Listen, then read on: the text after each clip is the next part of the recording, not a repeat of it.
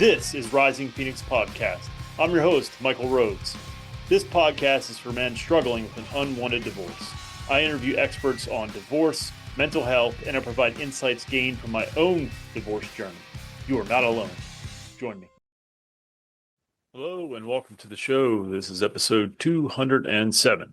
It's obviously a solo one, so let's cover these new locations. Kettering, Ohio. You listened to the last one, 206, which was Modern Dating is Broken, ?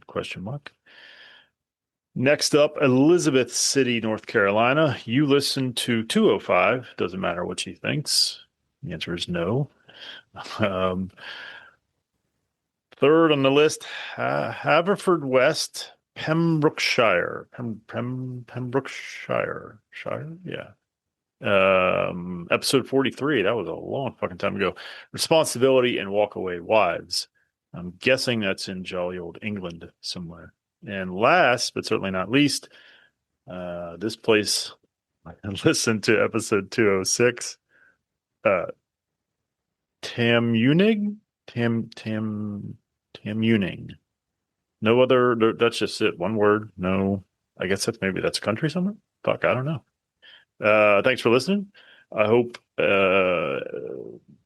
that you got something out of those episodes and hope that you stuck around for a few more.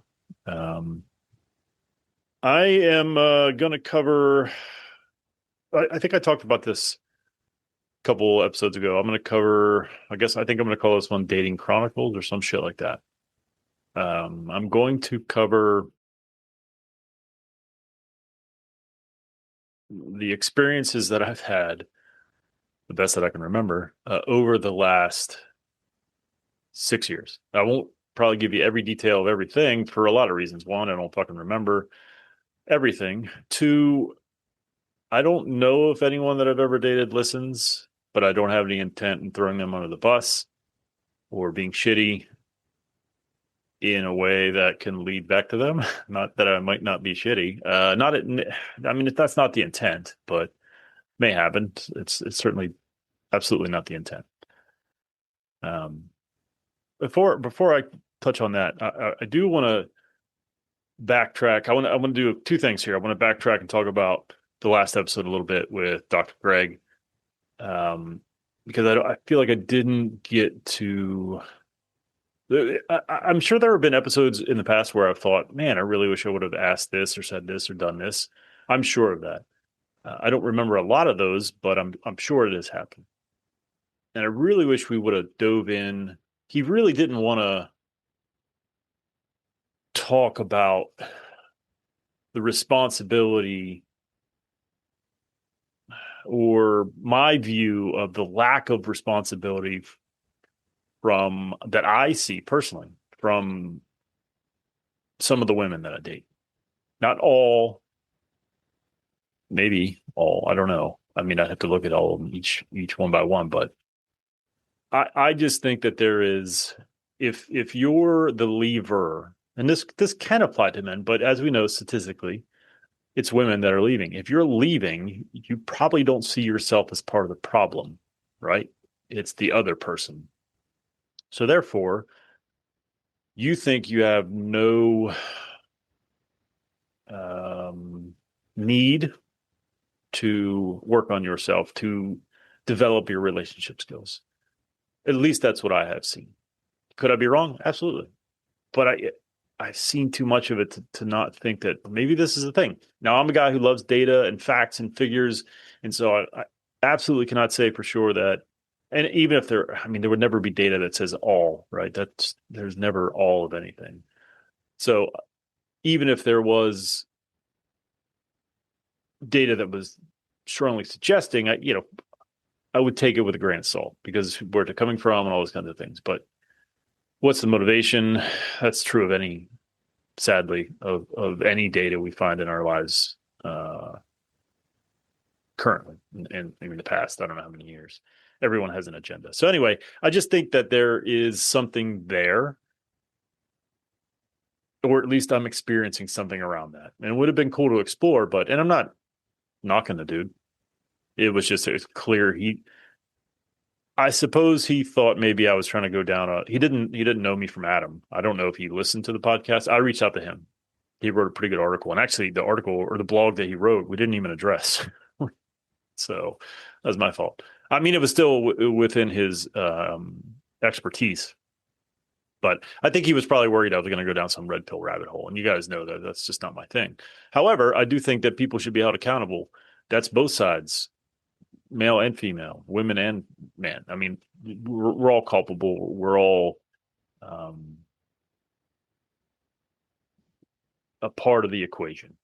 So anyway, that's the first thing I want to say. The second thing I wanted to say is I have not pivoted or shifted to focusing on dating. That is not what I'm doing. It just happened to be what I decided to do. And I'm starting to run out of interviews, and his was a pretty good one. And I did think it kind of leads into this solo series. By the way, when I say I'm running out of interviews, I really am. I only have a few, and I don't even know if those few are worthy. No offense to anyone that I interviewed. I doubt they listen anyway, but I'm not sure if they're going to come out. So I may skip some weeks, or I may hurry up and find some interviews, or I may continue this series through until its completion. The plan is only to do 3 episodes on this little dating chronicles thing. Well, hopefully someday I don't need to fucking do it. But maybe there'll be part 4, 5, and 6 later. Hopefully fucking not. But we'll see. But I want to add a disclaimer here.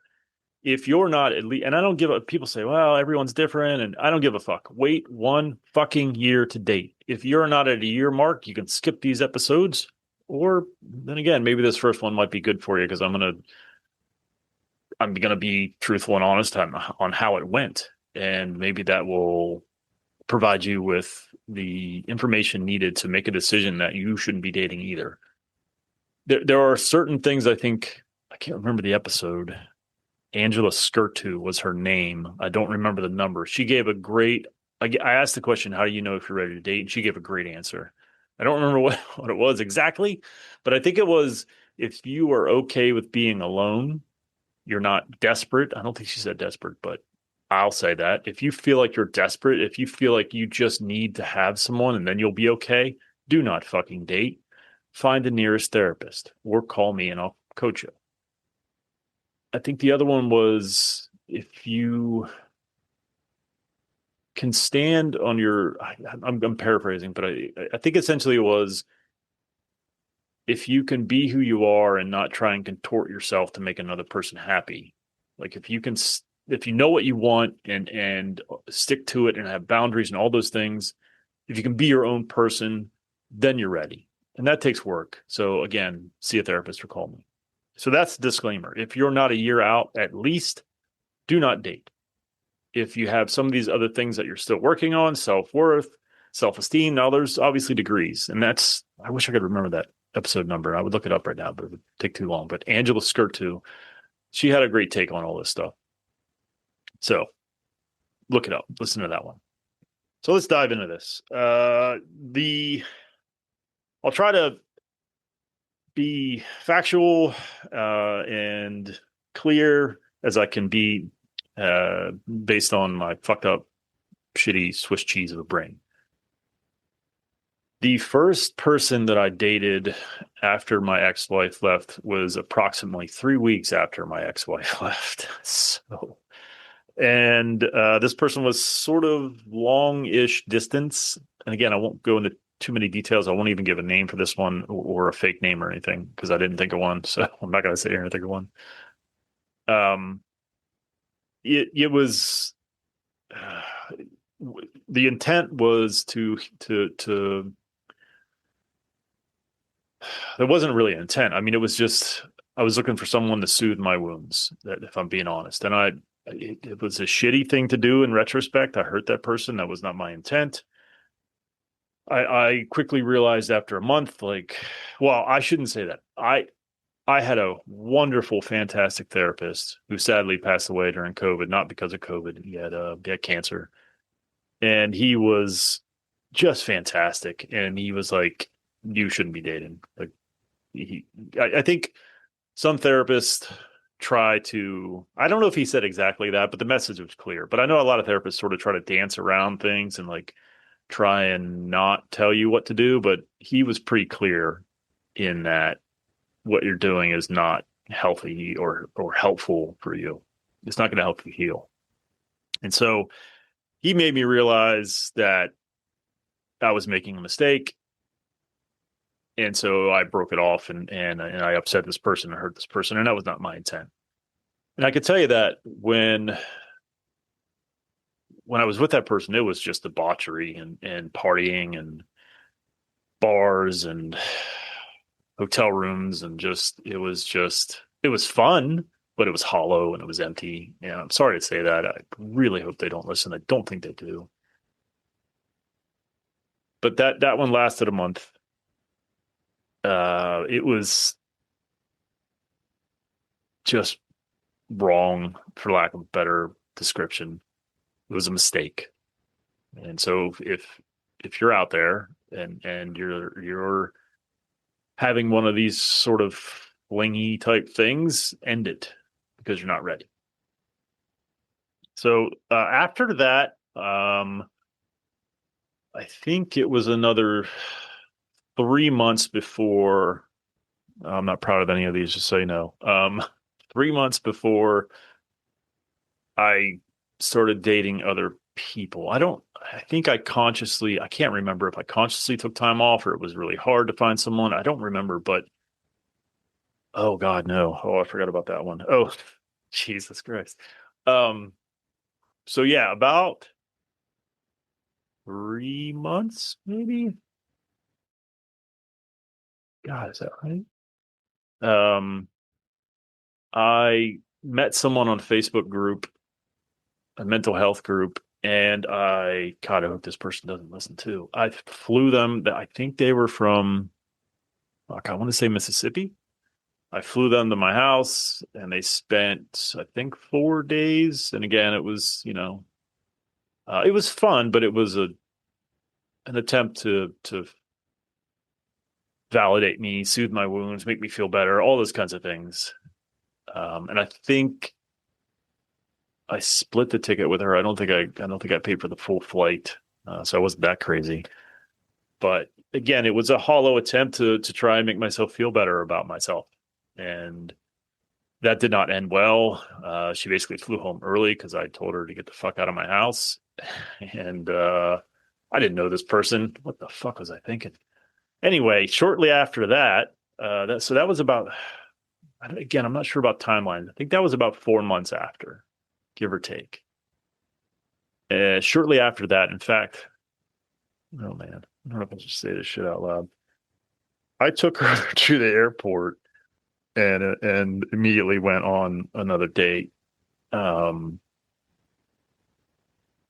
Jesus. And this person and then another person I dated both for I think a month and a half. And funny enough, they both had the same name. So that was fucking confusing. Um, and one of them, let's call them uh, Catherine, I guess. Both Catherines. One of them knew about the other one. The other one didn't know about the other one. I don't know if this level of detail is interesting or I don't. I hope I don't sound like a fucking jack off, but I'm just trying to be honest. The mess I was putting myself in and getting nothing from it. So I was dating two girls at the same time. One of them sort of knew, wanted a commitment ish from me, and I was like, no fucking way. And she split. And then, yeah, the other, what did I name? What name did I call Catherine? The other Catherine and I did date for about, I think it was another month or two. I don't know. It's all foggy.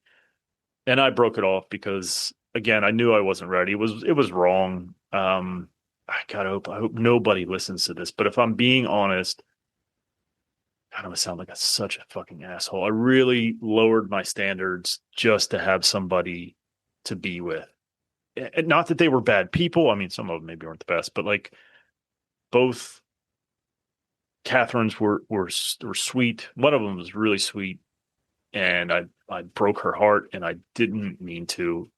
It was shitty, and I knew better in some ways, but I was just so broken, and I just wanted to have someone. I even had my kids around both of those girls, which was again fucking stupid. I was in this place where I really kind of wanted to rub my ex-wife's nose in it. And again, it's just I was such a child, but I was hurting, and the only thing I knew how to do was sort of get revenge, or not, maybe that's not the right word, but like just I just wanted to punish her, even though I'm sure she didn't fucking care. Obviously, she didn't care, otherwise she wouldn't have fucking left. So once the second Catherine ended, I ended it, and then I took a break. I was like, this is not, I'm not, things aren't good for me. Um, things aren't good for me at all. And shortly after that, I think is when I found the alpha code. Maybe not shortly. Maybe that was like another 4 months or something. I think. I think it was like 4 months, maybe five. Fuck, I don't remember. I think that's when I found the alpha code, and I sort of focused and worked on myself. I don't think there was any other dates or anything of that nature during that time. And then I started the podcast. And again, I won't be saying any names or hopefully not giving any clues, but I met someone through the podcast. Let's call her Sarah, just because that's not her name, and why not? Sarah lived long distance. I dated her maybe a month and a half. I flew out to spend time with her long weekends twice. Beautiful, beautiful woman. Probably the most beautiful woman I've ever been with, if I'm being honest. Again, I hope nobody fucking listens to this, including maybe any future, but it's on my dating profile of the podcast, so I don't know. Fuck it. Um, she was very smart, very funny, very sweet, very beautiful. But we were long distance. She had younger kids, I have younger kids. It was not going to work. She broke it off, but I saw it coming because it wasn't sustainable. Did it hurt? Yeah, yeah, of course. But I knew it was coming. And she also, this is sort of where I get into thinking about things like doing the work and stuff. She was a walk away wife.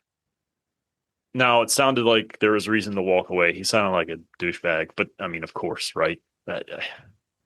I'm sure if you asked my ex-wife about me, you're not going to get a flattering response or a flattering description. So you always have to think of those things with a grain of salt. But she was a walk away wife, and I think she had a therapist. I'm pretty sure she had a therapist. I think she was doing some work on herself, but she also had a dark side where she would snap and be real bitchy and real mean out of nowhere.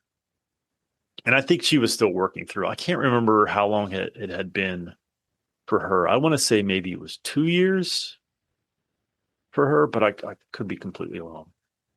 We stayed in touch over the years, and then again she got real mean and shitty, and I was just like, okay. I believe she is remarried.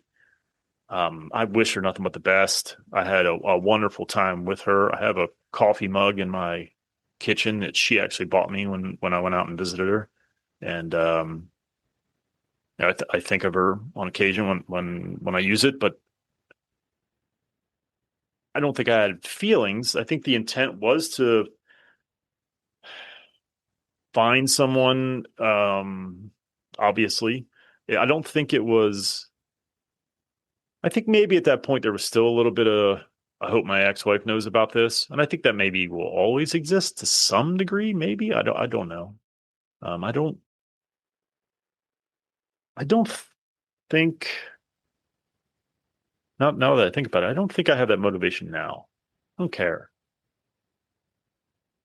I mean, this is why I love the internal family systems type of therapy because there's so many different parts. I think it probably is a small part of me that would love to eventually be like, see, bitch, someone else wants me. I think. But it's a small part. It's certainly not a motivating, it's not the motivating factor. I think there was a time when it was. For sure it was. But I don't think that's rare or different. I think we all experience that. And to be, when we first get rejected, we want to show them, well, someone else will take me. But I don't have that motivation anymore. But and I don't think I had it then either. Not so much so. But Sarah was a good one. Sometimes I think she's the one that got away in some ways, but she also, like I said, had a dark side, and she could be shitty. So, and I only got to know her for a short period of time, so I don't really know her. I mean, I would spend long weekends with her. I don't know if we did 5 days, but certainly 4 days at a clip. So, and that was part of the problem. We couldn't really date. Is like we had to, it wasn't like, okay, let's go to dinner and then you go home and I'll get home. It's just, and I think she probably wasn't ready for that. And, maybe in some ways I wasn't either, but I had a good time with her. She was a lot of fun. She was very funny, and it definitely didn't hurt my ego, if I'm being honest. Because, like I said, she was a beautiful girl, and I should probably. I think that's one of the things I was going to talk about. Sort of said earlier. I wonder about. She seemed like she was doing work on herself, and this isn't to knock her again. I don't think she listens. Hopefully, if she does, I've said enough nice things. Um, just because I don't have any intent to hurt anybody. That's all. And again, I'm pretty sure she's remarried. I think so. I'm not 100% sure. Um, I often wonder when they're a walkaway wife and they are very attractive, how much motivation they have to work on themselves. And if they don't work on themselves and they come from a bad relationship, then if you do a lot of work on yourself and you are a quote unquote good guy, and I'm not saying nice guy like fucking that fucking book. I'm just saying you're a good guy. You know how to manage your emotions. You know how to express what you want and listen to what they want. All those kinds of good things, right? Things that they probably didn't have. And if they're not doing the same kind of work, then I don't know if you're going to be compatible, because eventually it's going to sort of push up against their template, their past, right? You're not an asshole. And so therefore it's not going to work. And that's what I've experienced time and time again. I don't know that that was the factor for this one. I think Sarah was the kind of person that was doing work. So I don't think that was it. I think it was just, honestly, it was the distance. It was a very long distance. So I think I decided, I don't know if I said this in the beginning, but I think I'm going to do 2 years at a time. That's the plan. So that was about, the podcast started, I think, about a year after she left. So Sarah was probably a little bit after that, maybe a year and a half. And then I'm going to have to like really rack my brain to figure out what happened after that. But as far as I'm pretty sure that's the solid first 2 years. I can't even think of any other dates or any other people of significance in that time frame. Maybe it's very possible I'm missing someone or something, and it's not my intent. It's just the way that it is. It's the way that my brain does not work as well as I would like it to. So I think that's all I got. I'll be revisiting this 2 more times. I'm going to have to sit down and really think about years 3 and 4. 5 and 6 are pretty readily available in my noggin. I think I could come up with those. And again, the intent is to not call anyone out or be a dick or throw anyone under the bus or any of those kinds of things. This is kind of giving my experience and what I have learned. And I think from from the time she left to the end of the second year, I think the thing that I learned is that it's okay to be picky, that it's okay to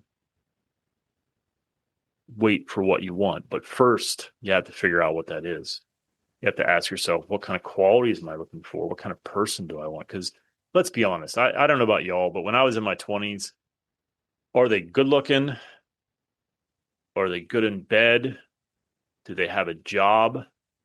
That was about it. I didn't know anything about what's their love language, what's their attachment style, what are their values, all those kinds of things. I didn't fucking think about any of that.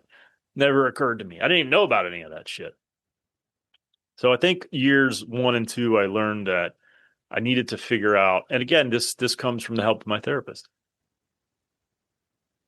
What do I want? What do I value? Those are the questions that I needed to ask myself. And if these people don't align with that, then it's okay to say goodbye. It's okay to say, I don't think this is going to work out. And that's probably a part of why dating is so hard nowadays, because we are, all of us, I'm assuming women as well, are just, we're able to be choosier because we know we have a better understanding, a better idea of what we want. And if you don't, then you should. Because just finding someone attractive and enjoying sex with them and them having a job is not enough for them to be a partner. There's so many other things that have to align. So I think that's my message. That's the lesson, is know yourself, know your worth, and don't settle for anything less. Until next time, take care of yourselves and take care of each other. Thank you so much for watching and or listening. If you are feeling alone on this journey, please join our Discord server. Becoming a Phoenix is not a solitary act. It is one achieved through community. Our Discord server is just that, a community of men fighting to survive, thrive, and rise from their divorce. Go to risingphoenixpodcast.com/Discord for information on how to join and what is contained in our Discord server. Please join us.